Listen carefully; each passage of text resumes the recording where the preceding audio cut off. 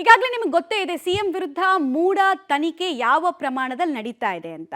ದೂರುದಾರರಿಗೆ ಬಲ ಅಭಿವೃದ್ಧಿ ಆಗಲಿ ಅಂತ ಪೂಜೆ ವಿಚಾರಕ್ಕೆ ಸ್ಫೋಟಕ ಟ್ವಿಸ್ಟ್ ಸಿಗ್ತಾ ಇದೆ. ಪ್ರಸಾದ್ ದತ್ತ ಅವರ ಮೂಲಕ ಬಲಿಯನ್ನ ಕೊಟ್ಟು ಬಲಗೊಳಿಸುವಂತಹ ಉದ್ದೇಶ ಇತ್ತು. ಅದರಂತೆ ಶಕ್ತಿ ದೇವತೆಗಳ ಮುಂದೆ 5 ಕುರಿಗಳ ಮಾರಣ ಹೋಮ ಮಾಡಿ ಅದರ ರಕ್ತವನ್ನು ಸ್ನೇಹಮಯಿ ಕೃಷ್ಣ ಮತ್ತು ಗಂಗರಾಜು ಫೋಟೋಗೆ ಅಭಿಷೇಕ ಮಾಡಿದ್ರಂತೆ. ಈಗ ಇಷ್ಟೆಲ್ಲ ಮಾಡೋದಕ್ಕೆ ರಾಜಕೀಯ ಪ್ರಮುಖ ಮುಖಂಡನೇ ಕಾರಣ ಅನ್ನೋದು ಗೊತ್ತಾಗಿದೆ. ಪ್ರಸಾದ್ ದತ್ತ ಅವರನ್ನ ಪೊಲೀಸರು ನಡೆಸಿದ ವಿಚಾರಣೆ ಸಂದರ್ಭದಲ್ಲಿ ಆ ಮುಖಂಡ ಹಣವನ್ನು ನೀಡಿರೋದು, ಪೂಜೆಯ ಮುಂದಾಳತ್ವ ಅವರೇ ನೋಡ್ಕೊಂಡಿರೋದು ಗೊತ್ತಾಗಿದೆ. ಲಕ್ಷಾಂತರ ರೂಪಾಯಿ ಹಣವನ್ನು ಆ ಮುಖಂಡ ಕೊಟ್ಟಿದ್ಯಾಕೆ ಅನ್ನೋದು ತನಿಖೆಯಿಂದ ಬಯಲಾಗಬೇಕಾಗಿದೆ. ಸದ್ಯ ಪೊಲೀಸರು ಮುಖಂಡನ ವಿಚಾರಣೆಯನ್ನು ಶೀಘ್ರದಲ್ಲೇ ನಡೆಸಲಿದ್ದಾರಂತೆ. ಸೊ ಮುಖ್ಯಮಂತ್ರಿಗಳ ರಾಜಕೀಯ ವಿರೋಧಿ ಈ ಪೂಜೆಯನ್ನ ಮಾಡಿಸಿದ್ರು ಅನ್ನೋದು ತಿಳಿದು ಬರ್ತಾ ಇರುವಂತಹ ವಿಚಾರ.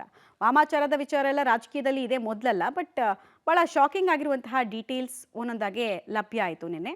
ಸೊ ಆ ದೇವಿಯ ವಿಗ್ರಹಕ್ಕೆ ಮದ್ಯದ ಅಭಿಷೇಕ ಮಾಡ್ತಾ ಇರೋದು, ರಕ್ತಾರ್ಪಣೆ ಮಾಡ್ತಾ ಇರೋದು, ಬಲಿಯಾಗಿರೋದು, ಇದೆಲ್ಲವೂ ಕೂಡ ನೋಡ್ತಾ ಇದ್ರೆ ಎಷ್ಟೊಂದು ಭಯಾನಕತೆ ಮತ್ತು ಎಷ್ಟೊಂದು ಸೇಡ್ ಯಾರಿಗೆ ಇದ್ದಿರಬಹುದು ಅನ್ನುವಂಥ ಒಂದು ಪ್ರಶ್ನೆ ಇರುತ್ತೆ. ಒಂದು ಚೀಟಿ ಎಲ್ಲ ಬರೆದಿದ್ರು, ಮತ್ತು ಸ್ನೇಹಮಯಿ ಕೃಷ್ಣ ಮತ್ತು ಗಂಗರಾಜ್ ಅವರ ಫೋಟೋವನ್ನು ಕೊರಳಿಗೆಲ್ಲ ಅಲ್ಲಿ ಹಾಕಲಾಗಿತ್ತು.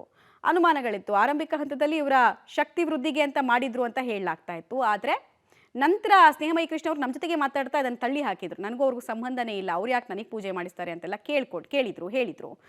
ಮತ್ತೆ DCPಗೆ ಸಮಗ್ರ ತನಿಖೆ ಆಗಬೇಕು ಅಂತ ಪತ್ರ ಬರೀತೀನಿ ಅಂತೆಲ್ಲ ಪಬ್ಲಿಕ್ ಟಿವಿ ಜೊತೆಗೆ ಮಾತಾಡಿದ್ರು. ಬಟ್ ಈಗ ಒಂದಷ್ಟು ಟ್ವಿಸ್ಟ್ಗಳು ಸಿಗ್ತಾ ಇದೆ.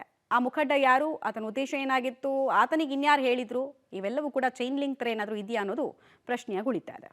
ಸ್ನೇಹಮಯಿ ಕೃಷ್ಣ ಗಂಗರಾಜು ಫೋಟೋಗೆ ರಕ್ತದ ಅಭಿಷೇಕ ಪ್ರಕರಣಕ್ಕೆ ಸಂಬಂಧಪಟ್ಟಂತೆ ದೂರು ನೀಡಲಾಗಿದೆ. ಅದು ಶಕ್ತಿ ತುಂಬೋದಕ್ಕಲ್ಲ, ವಶೀಕರಣಕ್ಕೆ ಅಂತ ಸ್ನೇಹಮಯಿ ಕೃಷ್ಣ ಗಂಭೀರ ಆರೋಪ ಮಾಡಿ ಮಂಗಳೂರು ಪೊಲೀಸ್ ಕಮಿಷನರ್ಗೆ ಲಿಖಿತ ದೂರನ್ನು ಕೊಟ್ಟಿದ್ದಾರೆ. ಇದಕ್ಕೆ ಸಂಬಂಧಿಸಿದಂತೆ ಸಮಗ್ರ ತನಿಖೆಯನ್ನು ನಡೆಸಿ ಸತ್ಯಾಂಶವನ್ನು ತಿಳಿದುಕೊಂಡು ತಪ್ಪಿತಸ್ಥರಿಗೆ ಶಿಕ್ಷೆ ಕೊಡಿಸಿ ಅಂತ ದೂರು ನೀಡಿದ್ದಾರೆ.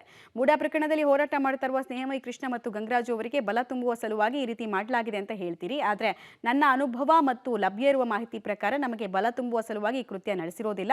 ದುರುದ್ದೇಶದಿಂದ ಈ ಕೃತ್ಯವನ್ನು ನಡೆಸಲಾಗಿದೆ ಅಂತ ಮಂಗಳೂರು ಕಮಿಷನರ್ಗೆ ಲಿಖಿತ ಮನವಿ ಪತ್ರವನ್ನು ಕೊಟ್ಟಿದ್ದಾರೆ. ಅವ್ರು ನಮ್ಮ ಜೊತೆ ಮಾತಾಡಬೇಕಾದ್ರೆ ಮಧ್ಯಾಹ್ನ ಹೇಳಿದ್ರು, ನಾನು ಕಂಪ್ಲೇಂಟ್ ಮಾಡ್ತೀನಿ, ಸಮಗ್ರ ತನಿಖೆ ಆಗಬೇಕು, ಇದರಲ್ಲಿ ಸತ್ಯ ಆಚೆ ಬರಬೇಕು ಅಂತೆಲ್ಲ ಹೇಳಿದ್ರು. ಅದರಂತೆ ದೂರನ್ನು ದಾಖಲಿಸಿದ್ದಾರೆ.